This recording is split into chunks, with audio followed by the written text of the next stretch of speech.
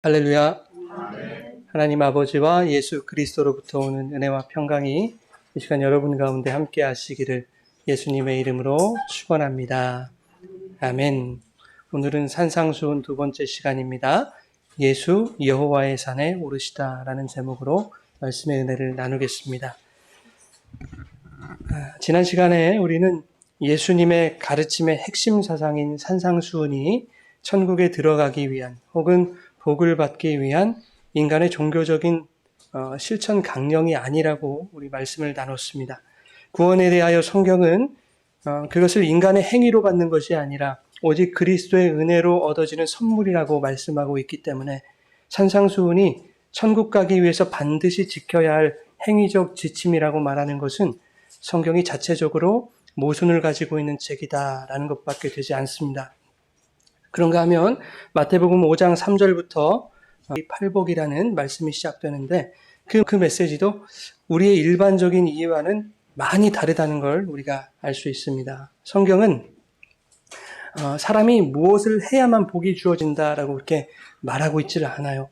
우리가 보는 성경에서는 심령이 가난해야 하고 애통해야 되고 또 온유해야 하고 줄이고 목말라야 하고 긍휼히 여겨야 하고 마음이 청결해야 되고 그리고 화평케 해야 되고 의를 위하여서 박해를 받아야 되고 그래야 복이 있다, 복을 얻는다 이렇게 얘기를 합니다. 그런데 여러분 잘 생각해 보면 오히려 그렇게 이해하는 것 자체가 모순적이지 않습니까? 무슨 복이 그러냔 말이죠. 가난하고 애통하고 배고프고 박해를 받는 것 자체가 그것이 복이 아닌데, 그렇죠? 그것이 지옥인데 그 지옥이 무슨 복을 가져다 줄 수 있겠느냐 하는 겁니다. 헬라어 성경을 보면 우리가 보는 성경과는 다르게 말하고 있어요. 무엇 하는 자가 복이 있다라는 식으로 말하지 않습니다. 복되도다 심령이 가난한 자여 이렇게 말합니다. 복되도다 이렇게 사람의 복됨을 혹은 그가 복받은 자임을 선언하고 말씀을 시작하는 거예요. 복 있는 자여 그대는 심령이 가난한 자이다 라고 말씀하는 겁니다. 즉 심령이 가난해져야 복을 받는 게 아니라 복 있는 자, 복받은 자이기에 심령이 가난하다라고 하는 말씀이죠. 지난주에 우리는 천국이 침노를 당한다. 침노하는 자가 천국을 빼앗는다. 이 말씀이 무슨 뜻인지를 살펴봤습니다. 그것은 내가 천국을 침노하는 것이 아니라 천국이 나를 침노하여 내 안에 있는 강력한 사탄적인 요소, 즉 세상적인 우리의 세간을 늑탈한다는 그런 이야기로 우리는 말씀을 나눴습니다. 그렇게 천국에게 인간의 사탄적인 세간을 모두 빼앗긴 사람은 어떻게 된다고 했죠? 가난한 자가 된다. 그런데 그 가난한 상태가 복이라는 거죠, 여러분. 왜? 천국의 침노를 당해서 그 가난한 마음에 천국으로 가득 찬 상태이기 때문입니다. 그래서 심령이 가난한 자가 복이 있고 복이 그들의 것이다 라고 말하고 있는 거예요. 그러나 많은 사람들이 천국을 침노하려고 노력합니다. 예수 그리스도를 믿어 천국에 들어간다. 우린 그렇게 말하면서도 천국은 열심히 침노하여 내 힘으로 쟁취하는 것으로 그렇게 오해하며 신앙생활들을 하고 있습니다. 이것이 얼마나 모순적입니까, 여러분? 봉사하고 구제하고 주일 성수하고 열심히 직분 감당하고 목사 말에 순종하고 헌금생활 열심히 하는 그것을 천국을 침노하는 것으로 여긴단 말이죠. 그렇게 자신의 행위로 뭔가 열심히 지켜내는 것, 그것으로 천국을 침노해서 그 천국을 빼앗아 내 것으로 삼으려고 합니다. 그렇다면 그들은 열심히 가난하려고 애써야 했고 박해받기 위해 열심을 냈어야 되는 것입니다. 왜냐하면 팔복에서 말하기를 심령은 가난한 자, 의를 위해 박해를 받는 자들의 것이라고 말했기 때문입니다. 그러나 그런 사람은 단 한 사람도 없죠. 오히려 그러한 지옥 같은 현실에서 벗어나 내가 원하는 세상적인 복들, 그것을 누리려고 그렇게 열심을 내지 않습니까? 그러니 여러분, 심령의 가난으로 시작해서 의를 위해 박해를 받는 것까지 이런 팔복에서 말하는 복 있는 자를 설명하는 이 모든 항목들은 우리의 힘으로는 결코 지켜낼 수 없는 것들이라는 것입니다. 또한 그것들을 인간들이 원하지도 않습니다. 그런데 하나님은 당신이 택하신 자녀들에게 일방적으로 복을 허락하심으로써 다시 말해서 너는 복 있는 자야 이렇게 선언하심으로써 팔복에서 말하는 그 복 있는 자들의 모든 항목들을 살아낸 사람들로 인정해버리시는 거예요. 너희는 그렇게 살 수 있는 자들이야. 너희는 그런 능력이 있어. 라는 것이 아니라 그냥 너희는 그렇게 살았다라고 인정만 해주시는 거예요. 이 말이 여러분 모순적으로 들리지 않으세요? 인간은 그거 다 못 지킨다고 하는데 어떻게 그것을 지킨 자로 여겨주시냔 말이에요, 하나님은. 자, 에베소서 1장 3절 말씀을 함께 보겠습니다. 하리로다. 하나님 그리스도 안에서 하늘에 속한 모든 신령한 복을 우리에게 주시되. 아멘. 하나님이 택하신 자들에게 하늘에 속한 모든 신령한 복을 주셨다라고 말합니다. 누구 안에서 주신 복입니까, 여러분? 예수 그리스도 안에서. 근데 이것은 과거 분사형으로 쓰고 있거든요. 예수 그리스도 안에서 이미 주어진 복이라고 말하고 있어요. 그렇다면 심령의 가난부터 의를 위한 핍박까지 성도는 누구 안에서 감당한 자가 되었습니까? 예수 안에서 감당한 자가 된 거예요. 그러니 누가 지키고 누가 행하고 누가 완성했습니까? 예수 그리스도께서 하신 것이죠. 그분이 완벽히 살아내신 그것을 그분의 십자가에서 우리에게 전가해 주신 거예요. 너희들 그렇게 산 자로 해줄게. 그러니 예수 그리스도의 십자가에서 나도 주님과 함께 죽었습니다 라고 고백하는 사람들은 신앙생활을 하면 할수록 세상의 복을 추구하려는 그 내 속에서 스물스물 올라오는 이 육신의 요구들이 부담스러워지는 거예요. 반대로 예수님이 살아가신 그 심령의 가난함과 줄이고 목마른 삶을 더욱 살기를 원하는 겁니다. 부족하지만. 그런데 인간은 그게 잘 안 되죠. 왜 그렇습니까? 천국의 심령을 가지고 살아가고 싶은데 원치 않는 육의 생각이 너무 강력하기 때문이에요. 로마서 7장에 선을 행하기 원하는 나에게 뭐가 함께 있다고 그럽니까? 악이 함께 있다. 그래서 원하는 바 선은 행하지 아니하고 도리어 원하지 아니하는 바 악을 행한다. 이렇게 말하죠. 사도 바울이 그러한 인간의 존재를 뭐라고 표현했습니까, 여러분? 곤고한 사람, 사망의 몸 이렇게 표현하지 않습니까? 이 사망의 몸인 인간의 실체가 여러분 지난 시간에 어디서 증명이 됐습니까? 지난 시간 말씀 한번 떠올려 보세요. 그 사망의 몸이었던 인간의 실체, 그 존재가 신의 산에서 하나님이 계명과 율법을 주셨을 때 이스라엘 백성이 3번이나 호언장담했지만 그들은 어떻게 했습니까? 금송아지를 만들었죠. 여호와께서 말씀하신 모든 것을 우리가 준행하겠습니다 라고 그들은 일제히 대답했습니다. 그것도 3번씩이나. 그리고 출애굽기 24장에 제물에 피를 뿌리는 언약식까지 행하지 않았습니까?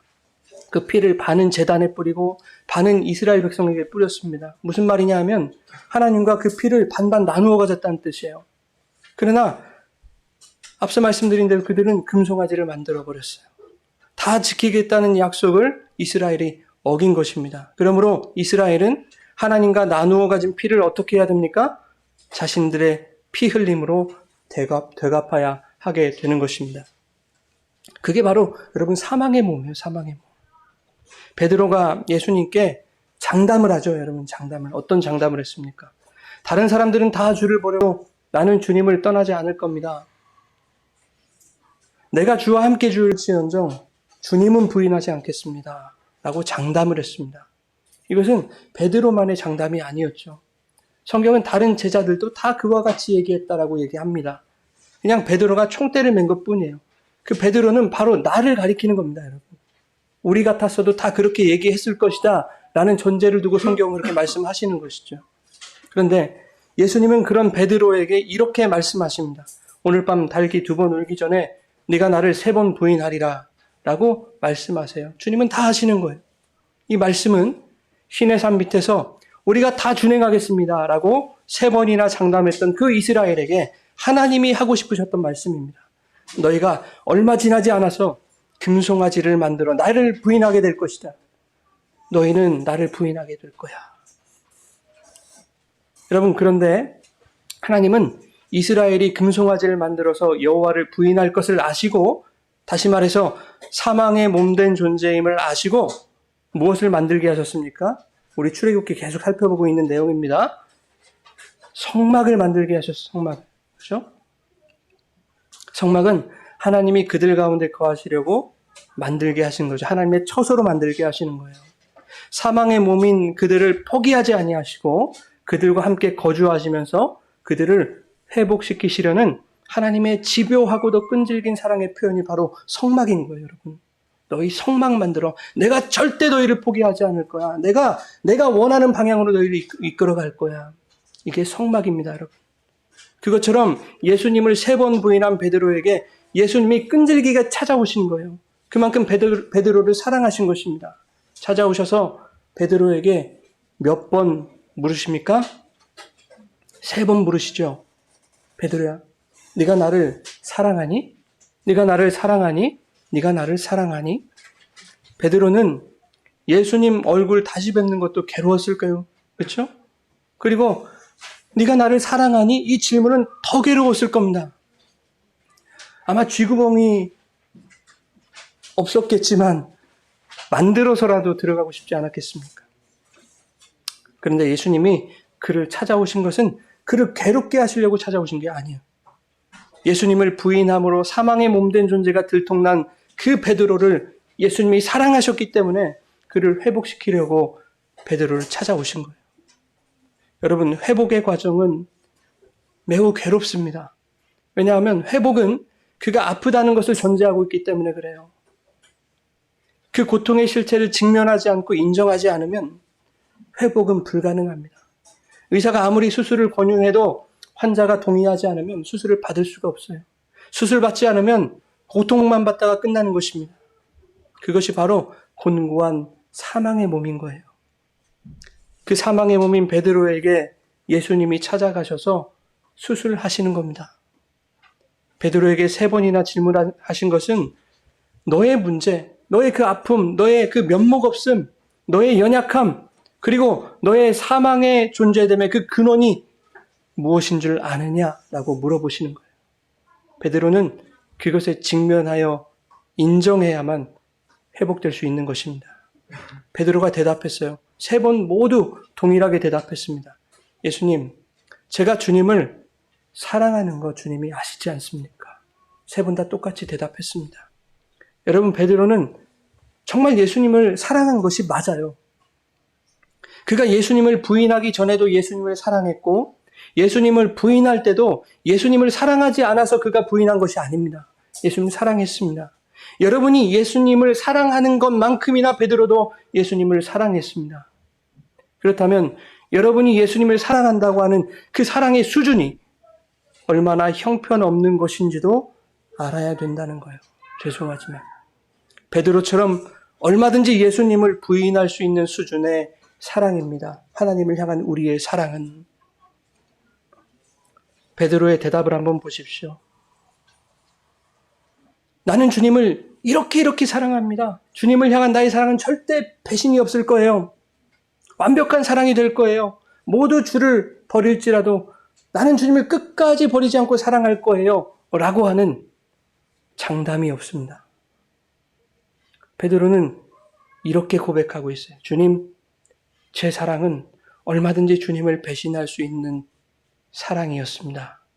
면목 없고 부족하고 사랑이라고 말하기가 민망할 정도로 부끄러운 그런 인간 수준의 사랑이었습니다. 그러나 주님, 그럼에도 불구하고 제가 주님을 사랑한다는 것을 주님 아시지 않습니까? 그것이 인간 수준의 사랑이라 할지라도 그만큼 주님을 사랑한다는 것 주님이 아시지 않습니까? 주님이 오셔서 배신으로 얼룩진 베드로의 사랑을 당신의 용서로 덮어버리셨죠, 여러분. 용서하신 주님의 사랑이 진짜 사랑인 거예요. 주님이 베드로를 찾아오시지 않았다면 베드로의 사랑은 그 요만큼의 인간적인 사랑, 우리들이 하는 그 사랑 말입니다. 그 사랑은 배신으로 끝나버리는 거예요. 예수님의 사랑도 결국 자기를 배신한 자는 사랑하지 못하는 한계적인 사랑으로 끝나게 됐을 거예요. 예수님이 베드로를 찾아가지 않으셨다면. 그러나 예수님은 배신한 베드로의 그 미숙한 사랑도 보듬어 주신 거예요. 주님, 제가 주님을 부인했지만 그래도 주님을 요만큼 사랑하는 거 아시지 않습니까? 그럼 내가 알고 말고 그래서 내가 너를 찾아왔잖니.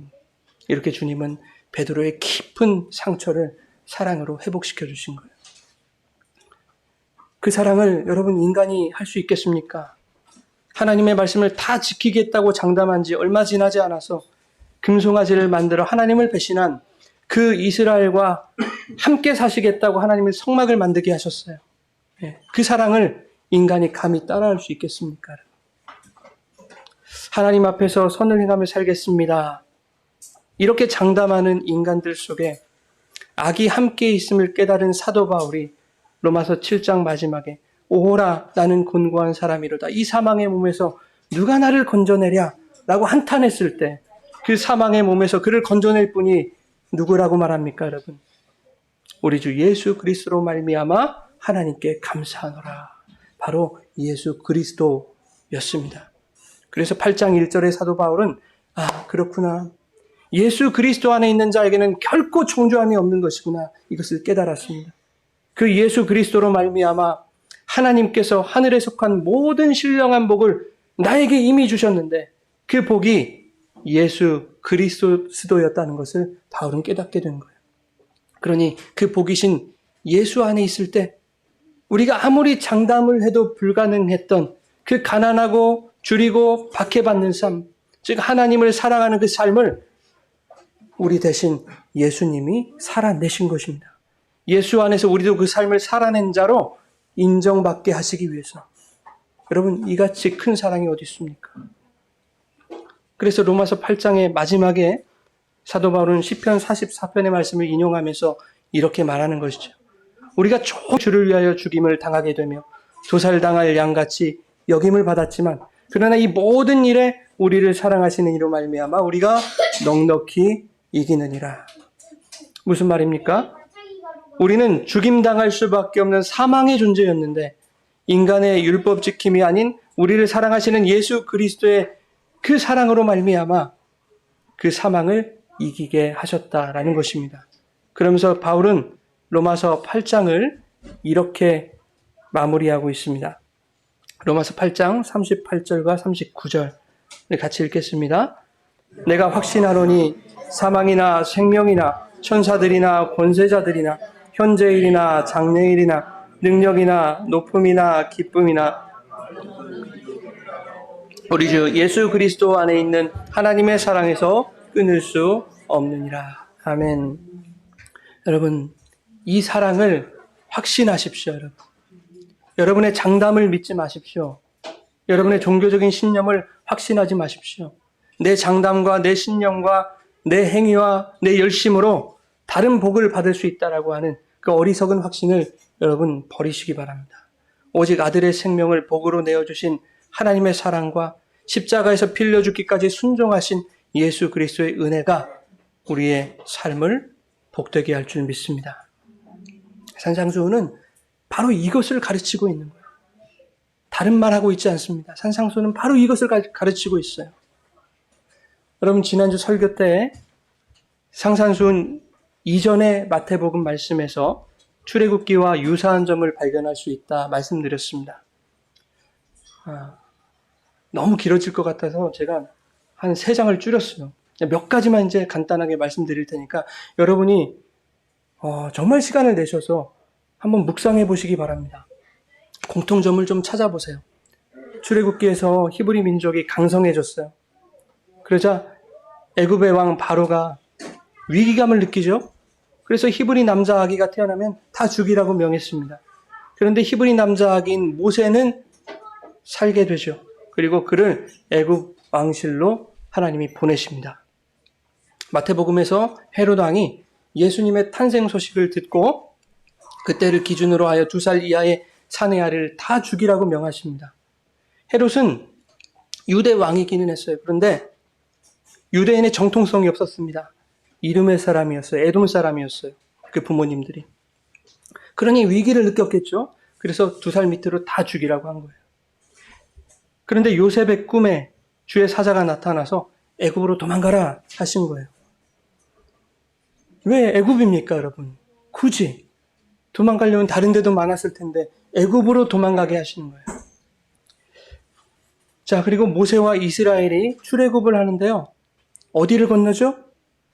홍해를 건너요. 그리고 고린도전서 10장에 이스라엘이 홍해를 건너가는 그 사건에 대해서 뭐라고 말합니까? 그들이 세례를 받은 것이다 라고 기록을 합니다. 그런데 애굽에서 나오신 예수님이 요한에게서 뭘 받죠? 세례를 받아요. 모세가 살아온 길을 예수님이 그대로 따라하고 있다는 생각이 들지 않으세요? 여러분, 신약의 예수님은 구약의 모형들이 설명하던 원형으로 오신 분이요. 실체로 오신 분이요. 그 원형의 실체로 오신 예수님이 구약의 모형들이 완성해내지 못했던 것을 자신의 삶으로 완전히 살아내어서 완성해버리시는 거예요. 그 완성의 절정이 어디서 이루어집니까? 십자가에서 이루어져요. 십자가의 죽음으로. 예수님은 그 죽음을 살아내신 거예요, 여러분. 죽음이 죽음으로 끝났다면 여전히 예수도 모형에 불과했을 거예요. 그러나 그분은 죽음을 살아내신 거예요. 부활하셨잖아요. 그래서 예수님이 원형의 실체가 되시는 거예요. 자, 모형은 모세고 그 모형이 설명하는 원형은 그 실체는 예수님이세요. 모형은 율법이고 실체는 복음입니다. 이 모형과 실체가 모세와 예수로 연결되어 있어요. 신의 산과 산상수훈이 강화되는 그 산이 연결되어 있습니다. 신의 산에서 모세와 이스라엘에게 주신 그 율법이 마태복음 5장에서의 이 산에서 예수님의 강화로 완성되고 있다라는 겁니다. 이것이 바로 산상수훈이에요. 여러분, 구약의 산에서 주어진 그 율법은 인간이 절대 지킬 수 없는 율법이었어요. 그 율법을 받은 모세도 그 율법을 지키지 못했습니다. 심지어는 그는 약속의 땅 가나안 땅에도 못 들어갔습니다. 그런데 하나님이 모세에게 주신 그 율법을 신약의 산에서, 어떤 산에서 예수님이 제자들에게 강화하고 있더란 말이죠. 그렇다면 예수님은 곧 하나님이란 말이에요. 신의 산에서 하나님이 말씀하신 율법을 신약의 어떤 산에서 예수님이 말씀하시는 거예요. 그러니 예수님은 하나님이시다라를 선포하는 거예요. 그래서 마태복음 본문에 예수님이 그 산에서 입을 열어 가르치셨다라고 말씀하고 있는 겁니다. 입을 열어 가르친다는 말은 구약에서 하나님이 말씀하신다라는 의미로 사용되었습니다. 만군의 여호와의 입이 이같이 말씀하시느니라, 이런 말씀들을 구약에서 많이 하죠. 마태복음 5장 1절과 2절을 우리 같이 한번 보겠습니다. 예수께서 무리를 보시고 제자들이 나아온지라 입을 열어 가르쳐 이르시되 아멘. 자, 여기서 입을 열다라는 이 말은 예수님이 세례를 받으실 때 여러분 하늘이 열리고 성령이 비둘기같이 임하죠. 그때 열리다라는 말과 같은 단어예요. 아노이고라는 말인데 요한계시록 5장에도 똑같은 말이 쓰여 있어요. 7인으로 봉인한 두루마리를 펴다, 두루마리가 펴지다 할 때 그것이 아노이고, 입을 열다라는 그 단어와 똑같은 단어인 거예요. 하늘의 문이 열리고 천국의 비밀이 열리는 그것을 말하고 있는 거예요. 즉 본문에서의 그 산에서 예수님으로부터 천국 복음이 선포되고 있다. 하늘의 비밀이 예수님으로부터 쏟아지고 있다. 그것이 바로 산상수훈입니다. 자, 그런데 과거의 신의 산에서는 하나님이 오직 모세만을 부르셨어요. 모세만 올라와. 출애굽기 19장에 모세 외에는 아무도 가까이 올라오지 못하도록 경계를 세우시죠. 그 경계를 침범하는 자는 반드시 뭐 할 것이다? 죽임을 당할 것이다. 선악과 나무라고 했습니다. 정령 죽으리라. 이거 먹으면 정령 죽을 거야. 그 경계를 선언하시고 여기 넘어오면 너희들은 죽을 거야. 말씀대로 지키지 못할 자들, 즉 불의한 자들이 하나님께로 가까이 가면 죽는다라는 것을 말씀하신 거예요. 신의 산에서. 그런데 마태복음 본문에서는 어떻습니까? 제자들이 예수님이 앉아 계신 그 산에 나아왔습니다. 예수님이 산에 올라가셔서 앉으셨는데 제자들이 나아갔다면 제자들도 예수님을 따라서 그 산으로 올라갔더라. 그런데 하나님이신 그 예수님이 계신 그 산에 제자들이 올라갔는데도 불구하고 모두 멀쩡하더라. 그리고 그들이 그 하나님으로부터 천국 복음을 듣더라 하는 것입니다. 그것이 산상수훈입니다. 미가서 4장 1절부터 2절 우리 함께 읽겠습니다. 시작. 끝날에 이르러는 작은 산들 위에 뛰어나고 민족들이 그리로 몰려갈 것이라. 곧 많은 이방 사람들이 가며 이르기를 오라 우리가 여호와의 산에 올라가서 야곱의 하나님의 전에 이르자. 그가 그의 도를 가지고 우리에게 가르치실 것이니라. 우리가 그의 길로 행하리라. 이는 율법이 시온에서부터 나올 것이요 여호와의 말씀이 예루살렘에서부터 나올 것임이라. 아멘. 여러분, 미가서 4장의 말씀은 마지막 날, 그 끝날에 여호와께서 이루실 화평, 그 평화에 대해서 말씀하고 있는 거예요. 그 평화, 샬롬이 있는 곳은 어떤 곳입니까?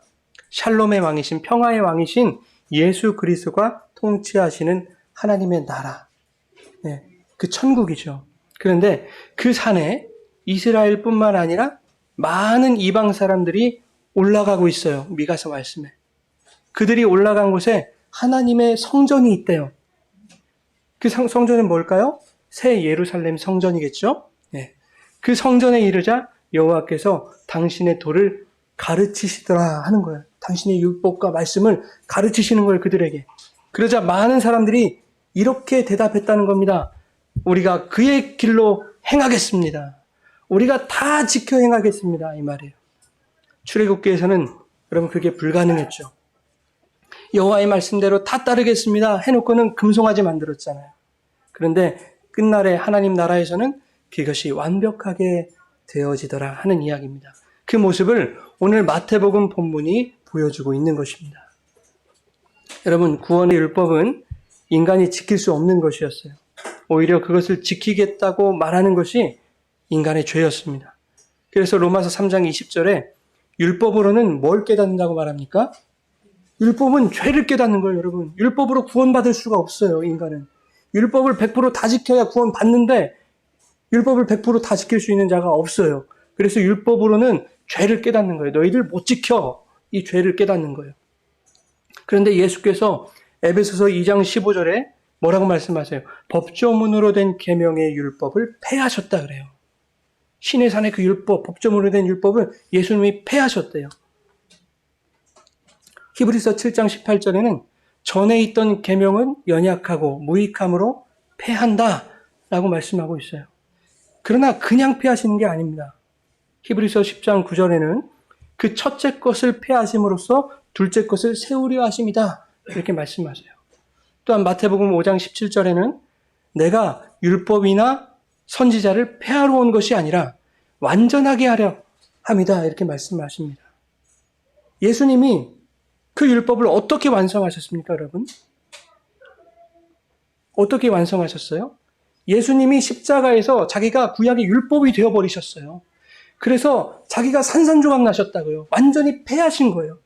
그런데 그 폐하신 예수님이 다시 완전한 성전으로 살아나셨죠. 그렇게 십자가의 사랑으로 완성하신 거예요, 예수님은, 율법을. 그래서 로마서 13장 10절에 사랑이 율법의 완성이다 이렇게 말하고 있는 겁니다. 그래서 산상수훈은 십자가의 사랑으로 구약의 신의 산의 그 율법을 완성하신 그 예수 그리스도가 통치하는 신약의 산에는 누구든지 올라와도 살더라 하는 것을 보여줍니다. 인간의 다짐과 장담과 인간의 행위로 하나님께 나아가는 자는 반드시 죽게 될 것이지만 인간의 모든 다짐과 장담과 그들의 행위의 연약함을 다 품으시고 십자가의 죽음을 온전히 살아내신 예수 그리스도 안에 있는 자들은 모두가 살게 될 것이다. 그러니 나아오너라 말씀하시는 것이죠. 히브리서 12장 말씀은 하나님의 은혜를 거역하는 자들에게 주시는 징계와 경고에 관한 말씀입니다. 자, 히브리서 12장 18절에서 24절인데요. 우선 18절에서 20절까지 우리 같이 한번 읽겠습니다. 너희는 만질 수 있고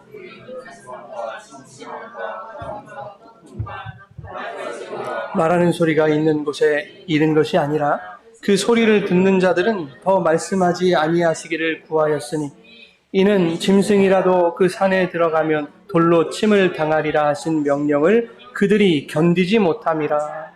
아멘. 여러분, 지금 여기서 어떤 산이 나오고 있는데 이 산은 어떤 산인 것 같으세요? 우리가 이야기하고 있는 과거의 그 산, 신의 산을 말하고 있는 거예요. 그 산에 들어가면, 즉 여호와의 경계를 침범하면 죽게 되는 그 산을 말하고 있는 거예요. 그 신의 산에서의 이스라엘은 모세를 통해 여호와의 말씀을 들을 때는 그 말씀대로 다 행하겠나이다 라고 장담했지만, 정작 그 산에서 여호와의 소리가 들리자 두려워서 더 이상 여호와의 소리를 듣기를 거절합니다. 여호와의 말씀을 경홀히 여기는 자들이었어요. 여호와의 말씀을 지킬 수 없는 그들의 실체가 신의 산에서 폭로된 거잖아요. 그래서 그들이 모세에게 부탁하지 않습니까? 당신이 우리에게 말씀하소서. 하나님이 우리에게 직접 말씀하지 말게 해달라고 그렇게 간청을 합니다. 모세에게. 그러나 성도는 어떤 산으로 나아가게 되는지 이제 한번 보시겠습니다. 22절부터 24절을 세 번역으로 우리 함께 읽겠습니다. 시작. 그러나 여러분이 나아가서 이른 곳은 시온산 곧 살아계신 하나님의 도성인 하늘의 예루살렘입니다. 여러분은 축하 행사에 모인 수많은 천사들과 하늘에 등록된 장자들의 집회와 하나님과 완전하게 된 의인의 영들과 새 언약의 중재자이신 예수와 그 뿌리신 피 앞에 나아왔습니다. 그 피는 아벨의 피보다 더 훌륭하게 말해줍니다. 아멘. 성도는 구약의 그 신의 산이 아니라 시온산으로 나아가는 거예요. 마태복음 본문에서 제자들이 그 산에 오르신 그 예수님을 따라 올라가는 것입니다. 그 시온산에 오르신 그 예수님. 성도는 구약의 신의 산 율법이 아닌 예수 그리스도의 피로 완성하신 새 언약 앞으로 나아가는 것이다. 이렇게 말씀하고 있는 것입니다.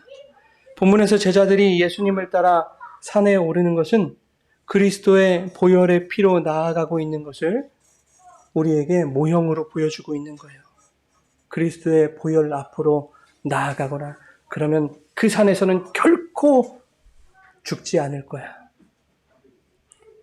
그리고 28절은 이렇게 결론을 내고 있어요. 우리 28절 읽겠습니다. 그러므로 우리는 흔들리지 않는 나라를 받으니 감사를 드립시다. 그리하여 경건과 두려움으로 하나님이 기뻐하시도록 그를 섬깁시다. 아멘. 흔들리지 않는 나라. 그 천국을 받았으니, 그 예수를 받았으니, 그 천국으로 나아가 그 예수의 은혜를 누려야 한다라고 말씀하고 있는 것이죠. 이미 천국을 받은 자들이 자기의 종교적 열심이나 율법 지킴을 내세워서 다른 천국, 다른 복을 받으려 해서는 안 되는 겁니다. 성경은 그런 법을 가르친 역사가 없어요. 이미 얻은 그 천국의 은혜를 깨달아서 경건함과 두려움으로 하나님을 기쁘게 섬겨야 된다라고만 말씀하고 있어요. 구약의 신의 산의 율법을 꾸역꾸역 지켜서 내가 복을 받겠다라고 하는 그것 때문에 우리는 죽어야 할 존재가 되었다고요. 그런 우리들이 예수 그리스도의 십자가로 그 율법을 완성하신 은혜로 붙들린 현실을 깨닫고 감사하는 것이 하나님이 기쁘시도록 그를 섬기는 것입니다. 미가서 3장 8절에서 12절 우리 같이 읽겠습니다. 오직 나는 여호와의 영으로 말미암아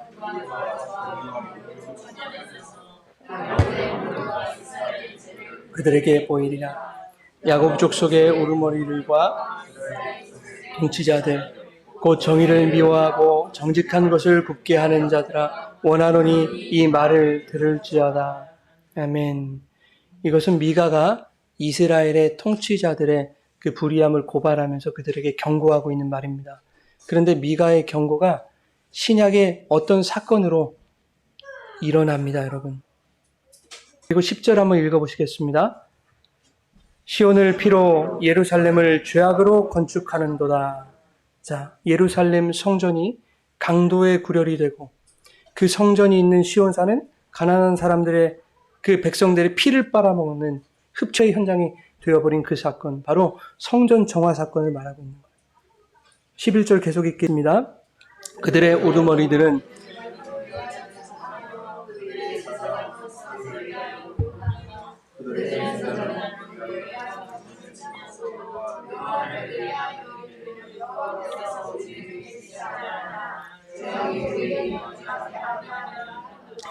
이러므로 너희로 말미암아 시온은 갈아엎은 밭이 되고 예루살렘은 무더기가 되고 성전은 숯불의 높은 곳이 되리라.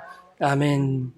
자, 이러한 시온을 예수께서 갈아엎으시는 사건이 성전 정화 사건이죠. 그 죄악의 성전을 십자가에서 자기 몸으로 허물어 버리셨죠. 그리고 부활하심으로 자기 자신을 새 성전으로 일으키신 사건, 그 사건을 말하고 있죠. 그래서 그 예수님이 진리의 산, 시온산이라고 우리가 몇 주 전에 말씀을 나눴습니다. 자, 이것이 바로 이 산을 명하여 여기서 저기로 옮겨지라 하면 옮겨질 것이다 라는 그 말의 의미였어요, 여러분. 기억나십니까? 네. 이 산더러 들려서 바다에 던져지라 하면 그렇게 될 것이다 라는 그 뜻이었어요. 예수님이 그 구약의 위한 성전을 자기 몸으로 품어 안고 십자가에서 죽으신 사건, 그리고 부활하신 사건, 이것은 이 산을 명하여 저기로 옮기신 거예요. 믿음이 좋으면 너도 나도 산을 옮길 수 있는 것이 아니란 말입니다. 오히려 하나님, 내가 한번 해볼게요. 열심히 지키고 실천해서 나도 산을 한번 옮겨볼게요. 그 믿음을 한번 키워볼게요. 이것이 신의 산 밑에 그 이스라엘의 죄였던 거예요. 그것을 율법의 산이라고 부릅니다. 그런데 그 율법의 산, 그 죄악의 산을 예수님이 명하여 허무시고, 즉 바다에 던지시고 예수님 자신이 진리의 산이 되어서 그 자리를 대체해 주신 거예요. 그러니 우리의 신앙은 뭔가를 지키고 말고의 문제가 아니라 바로 그 자리에서 계신 예수님을 바라보며 예수님이 오르신 그 산에 우리도 따라 올라가야 되는 거예요. 예수님이 오르신 그 여호와의 산에 올라가야 그곳에서 예수님께서 우리에게 입을 여시고 천국의 복음, 그 하나님 나라의 비밀을 우리에게 말씀하신다 하는 것입니다. 여호와의 산에 오른다는 것은 여러분 무슨 뜻일까요? 하나님을 섬기는 신앙생활이라는 것에 우리의 행위, 우리의 신앙적인 신념, 우리의 다짐, 이러한 것들이 눈꼽만큼도 만족의 근거나 이유가 돼서는 안 된다는 거예요. 신앙의 목적이 하나님으로부터 이미 얻은 하늘의 모든 신령한 복, 바로 예수 그리스도 이외에 그 어떤 것으로 확대되어서는 안 된다라고 하는 것입니다. 세상의 다른 복을 얻기 위해서 우리의 신앙생활을 동원할 수 없다라는 이야기입니다.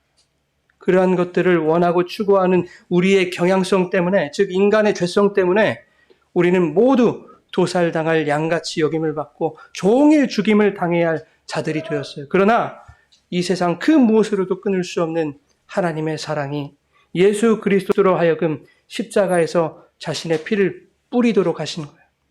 그 보혈의 은혜로 나를 살리신 그 성도의 현실이 바로 천국이라는 것을 깨닫고 여러분 감사하며 기쁜 마음으로 주님의 산에 올라 산상수훈의 교훈을 따르는 그런 주님의 백성들이 되시기를 예수님의 이름으로 축원합니다.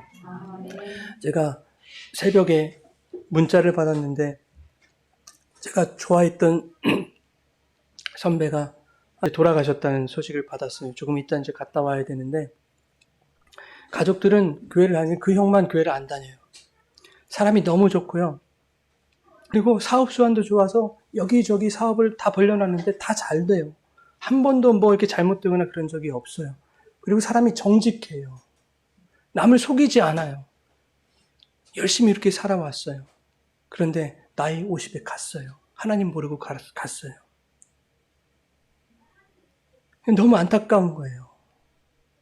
그렇게 열심히 살면서 하나님도 만나서 천국도 알았다면 얼마나 좋았을까. 천국을 알고 돌아가셨다면 아깝지 않았을 텐데 뭐가 아깝겠습니까, 여러분? 그런데 그렇게 아둥바둥 열심히 살았는데 정직하게 착하게 사람들의 칭찬받으면서 살았는데 죽으니까 끝이에요. 여러분, 그 천국을 붙드세요. 천국을 붙들지 않으면 우리의 모든 삶은 아무것도 아닌 거예요, 여러분. 여러분이 돈을 아무리 벌어도 성공을 해도 여러분이 자녀들이 아무리 잘 돼도 여러분 아무것도 아닌 것입니다. 주님을 붙드세요. 언제 어디에 무슨 자리에 있든지 그 주님을 바라보세요. 거기에 주님은 늘 계십니다, 여러분. 주님은 그 시온산이시라니까요. 변하지 않아요. 구약의 옛산을 무너뜨리시고 그 자리에 지금도 서 계시는 분이에요. 어서 오너라. 여호와의 산으로 올라오너라. 여기로 올라오면 너희들이 살 것이야. 그 주님을 만나시기 바랍니다. 그 주님을 붙드세요. 그 천국을 소망하세요. 그렇게 주님 앞에 날마다 여러분의 마음을 드리고 여러분의 삶을 드리는, 여러분의 생각을 드리는 그러한 인생이 되시기를 예수님의 이름으로 축원합니다.